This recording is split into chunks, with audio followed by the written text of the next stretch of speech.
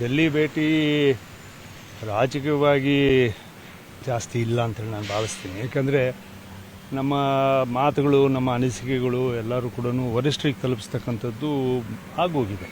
ವರಿಷ್ಠರಿಗೆ ಕರ್ನಾಟಕ ರಾಜ್ಯದ ರಾಜಕೀಯದ ಪರಿಸ್ಥಿತಿಗಳು ಮತ್ತು ವಸ್ತುಸ್ಥಿತಿ ಏನಿನ್ನೋದು ಅವರಿಗೆ ಅರ್ತಿದ್ದಾರೆ ಮತ್ತು ಆ ನಿಟ್ಟಿನಲ್ಲಿ ಮಾರ್ಗದರ್ಶನ ಮಾಡೋದಕ್ಕೆ ಅವರು ತಗೊಳ್ತಕ್ಕಂಥ ತೀರ್ಮಾನಕ್ಕೆ ಕರ್ನಾಟಕ ರಾಜ್ಯದ BJP ನಾವೆಲ್ಲರೂ ಕೂಡ ಬದ್ಧರಾಗಿದ್ದೀವಿ. ಈ ಟೈಮ್ ಒಂದು ಸ್ವಲ್ಪ ನಮಗೆ ಅನಿಸಿಕೆಗಳನ್ನು ಹೇಳೋದಕ್ಕೆ ಅವಕಾಶ ಇತ್ತು. ಹಾಗಾಗಿ ಆ ಅವಕಾಶಗಳನ್ನು ನಾವು ಸದ್ಬಳಕೆ ಮಾಡ್ಕೊಂಡಿದ್ದೀವಿ ಅಂತೇಳಿ ನಾನು ಭಾವಿಸ್ತೀನಿ.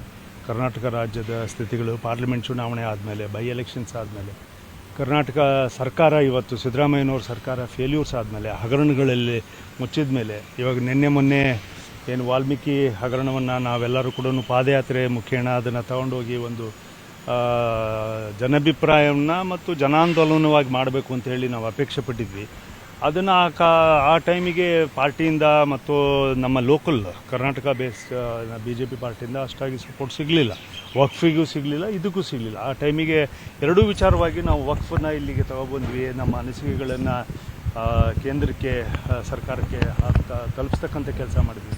ಅನೇಕ ವಿಚಾರಗಳಿಗೆ ಅದು ಕರ್ನಾಟಕ ಸರ್ಕಾರದ ಅನೇಕ ರೈತರ ಸಂಘ ಸಂಸ್ಥೆಗಳ, ಪಕ್ಷಗಳ ಎಲ್ಲದಕ್ಕೂ ಕೂಡ ಮಾರ್ಗದರ್ಶನವಾಗಿ ಒಂದು ಒಳ್ಳೆಯ ಕಾನೂನು ಆಗಿದೆ.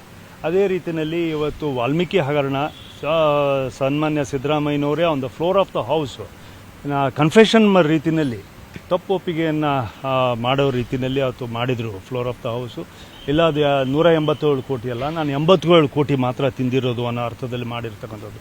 ಅದನ್ನು ಅಲ್ಲಿಗೆ ಕೈ ಬಿಟ್ಟು ಹೋಗಿತ್ತು. ಅದು ಯಾವುದೇ ಕಾರಣಕ್ಕೂ ಮುಂದೆ ಹೋಗಿರಲಿಲ್ಲ. ನಾವು ಅದನ್ನು ಹೋರಾಟವನ್ನು ಮುಂದುವರಿಸ್ಕೊಂಡು ಹೋಗಬೇಕು ಅಂದರೆ ಅದಿಲ್ಲ. ಕಡೆಗೆ ಅದು ಎನ್ಕ್ವೈರಿ ಮಾಡಬೇಕು. SIT ಕೊಟ್ಬಿಟ್ಟು ಅದನ್ನು ಇಂಟರ್ಸ್ಟೇಟ್ ಇದ್ದಿದ್ದನ್ನು, ಬ್ಯಾಂಕಿಂಗಲ್ಲಿ ಸೆಕ್ಟ್ರಲ್ಲೇ ಇದ್ದಿದ್ದನ್ನು, ಅದೆಲ್ಲದನ್ನೂ ಕೂಡ ಅವ್ಯವಹಾರಗಳನ್ನು ಹೊರಗೆ ತರೋದಕ್ಕೆ SIT ಲೆವೆಲಿಗೆ ಆಗೋದಿಲ್ಲ ಅನ್ನೋದು ನಮ್ಮ ಅಭಿಪ್ರಾಯ ಇತ್ತು.